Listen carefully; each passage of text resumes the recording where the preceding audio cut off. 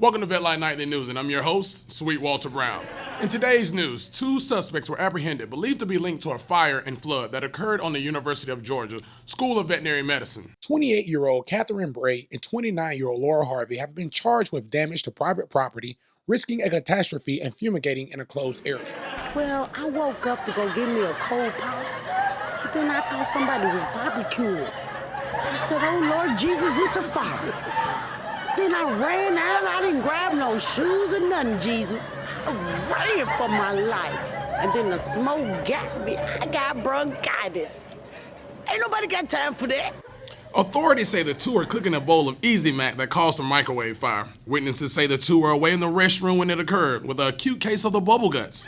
Witnesses say the stench was unbearable. The explosive force of diarrhea was too great for the industrialized toilets and caused a massive water break amongst the university. The 2 have been released on $50,000 bond and restricted from cooking or eating Easy Mac ever again. In other news, a Virginia woman has been released and acquitted of involuntary manslaughter. Yes, involuntary manslaughter.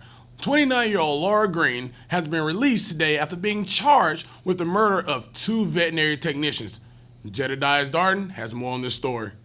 That's right, Walt. I'm outside the courthouse here, where the highly publicized case has finally come to a close. It seems that veterinarian Laura Green has been acquitted of both counts of involuntary manslaughter. As you know, this case stems from the long-winded, over-the-top history taking that she has been doing recently. It seems that she was in a room for over 1 week that left 2 veterinary technicians patiently waiting on the history. They starved to death, and this outraged protesters everywhere. As you can see out around me, there are plenty of people that are outraged by this case. And you know what? I'm not surprised. I mean, how long does it really take to take a history? I mean, really? How thorough are your histories, Laura Green? I don't know. All I know is that, nonetheless, this case has come to a close, and the VetGate scandal is over. I'm Jedediah Darden for Vet Live Nightly, and damn, I look good. The Green family is seeking retribution and plan to donate the funds to the King Charles Cavalier Spaniel National Society. In our health segment today, we speak with a physician about the rare central nervous system disease, boleism, that is sweeping the nation. The disease was discovered early last year and named after the first diagnosed patient, Christina Bowles. Botulism is a rare disease of the central nervous system. Affected patients exhibit multiple sporadic shoulder and hand movements while using fabricated and sometimes indecipherable words and or abbreviations. We are still researching the cause of this condition in a number of patients. Scientists cannot find a cause to this condition, but whatever you do, don't eat, drink, or marry anyone from Charlotte, North Carolina. This brings us to Achievement Week. In Athens, Georgia, Damien Aslan, author of Borczak Edition Emergency and Critical Care Interpretation, was given the key to the city for his best-selling book among vet students. Well, after spending a considerable amount of time working alongside Dr. Lisa Borczak, I realized that in order to keep our sanity, we needed a guide. A guide that would help us distinguish between a true emergency and what we affectionately call Borzackian tomfoolery. The book has become a bestseller amongst vet students nationwide and projected to take over Gone with the Wind as the second bestseller next to the Bible by the year 2015. Amazingly enough, the book has become a runaway bestseller amongst vet students. As a matter of fact, the demand has been so high at Tufts University that we just went into our second printing. Wait a second, we have some breaking news. Jedediah is on the scene of an assault that just occurred on what most college kids know as Rapey Lane. Is my teleprompter right? Rapey Lane? I'm Jedediah Darden, here on the scene of what was a possible assault on one of the doctors, Dr. Selena Lane. Now, it's reported that she walks this lane every night to get to her car. It is a long, long way. Now, if you look down this lane with me, don't mind the pun, it is very dark and desolate as it continues on down. Now, this is a very interesting thing. So what we're going to have now is we're going to have an eyewitness account of what was actually happened. We have Corey with us. Oh yeah. Hey, can you hear me this on? Yeah. All right, yeah.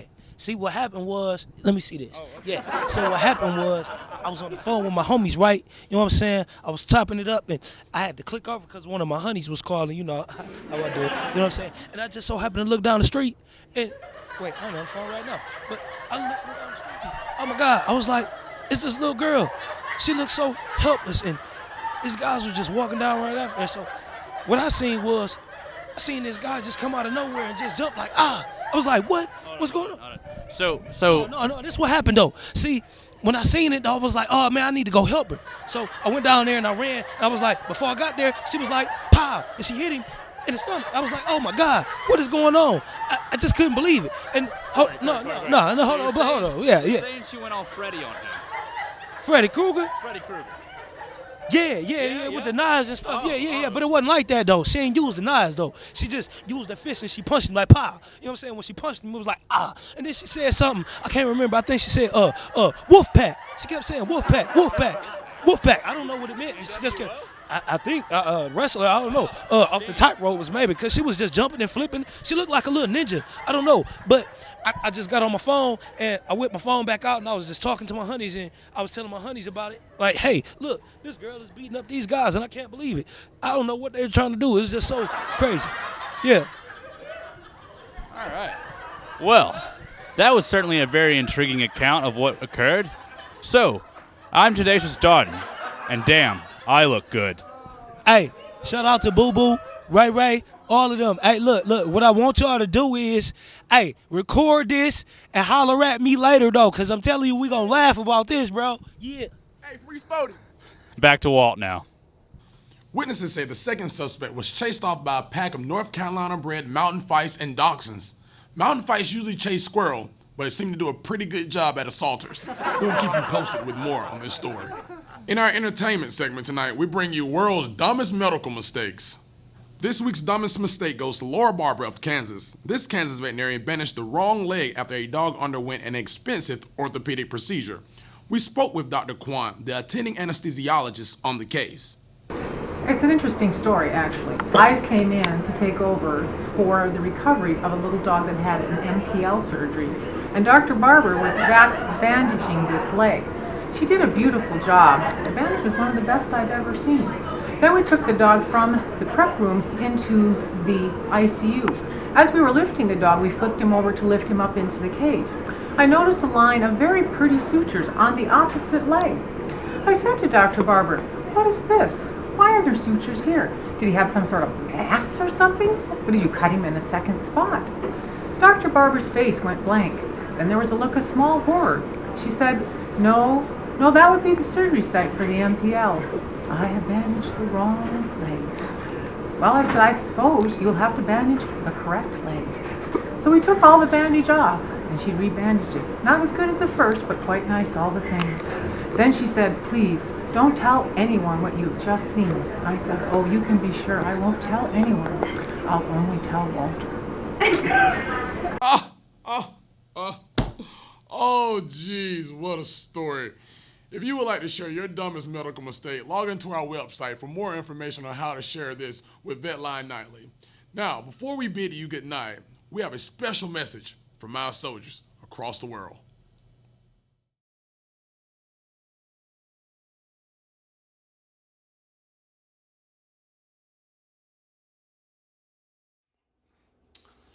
What's up, guys? So initially, this portion of the intern roast was set aside for Christina Gentry's husband, Preston Gentry. Our initial thoughts were to have him roast his wonderful wife from Afghanistan, but due to the technical difficulties and the internet servers, we were unable to stream his video in. I'm pretty sure it was amazing, and I'm pretty sure he put a lot into it, but we were unable to stream that video in, and I really apologize for that. So I got you a couple gifts for the road. To show my gratitude for all the hard work you've done this year. So right about now, it should be a www.drinkmixer streaming across the bottom of the screen right here. And that's for you, Gentry. So when you decide to go out with your next group of friends or your husband or anybody for that matter, don't order 4 Horsemen shots. Have you ever seen so many people run from the bar when you say, "Hey, let's have 4 Horsemen shots" in your secretary voice? No. Let's try something else. So before you go out, I want you to refer to this website to find a couple drinks to drink that night besides 4 Horsemen. We're going to try to change this 4 Horsemen thing you got going on. All right? My next gift I got for you is a whistle. Yes, a whistle. So a couple times you've been out, and I've heard a lot of stories, and I've been there maybe once or twice. So when you're out, guys tend to hit on you a lot. So when they hit on you, you don't have to kick them in their man parts. You don't have to grab them by their throat. You don't have to uppercut them.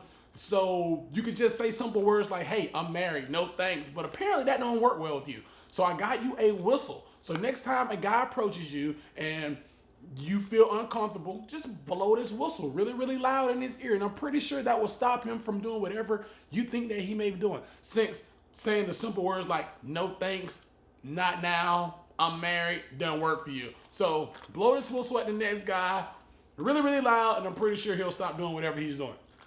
Next, I got you a 2-pack of your favorite instrument in the whole hospital. Scotch tape. Yes, Scotch tape. So you can practice your dermatology, cytology, technique, direct, whatever they call that stuff in dermatology. But here it is. Here's your Scotch tape just for you.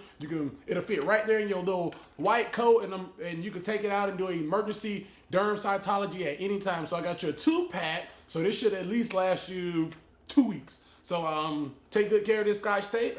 It's great for your care package. Last but not least, my favorite gift of all, the Alphabet Tracing and Learning book.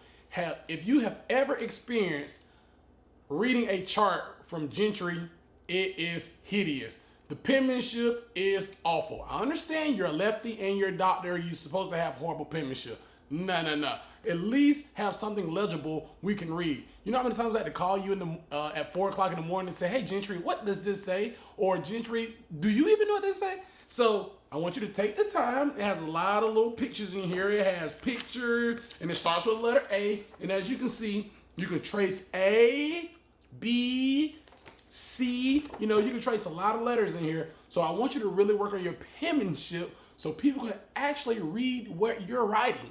That's all I ask. But other than that, I mean, you guys have been wonderful. I've had so much fun with the entire intern class. I mean, from going downtown to goofing off at work to getting in on emergencies, the emotional times, the happy times, I've taken it all in. I appreciate you, ladies. I hope you do well wherever you ladies are going. But needless to say, I really, really enjoyed you guys, and I really, really enjoyed roasting you. So until next time, I shall see you. Don't forget about me. Hey, and I'm always here. But you know what? You ain't got to go home. But you got to get the hell out of here. See ya.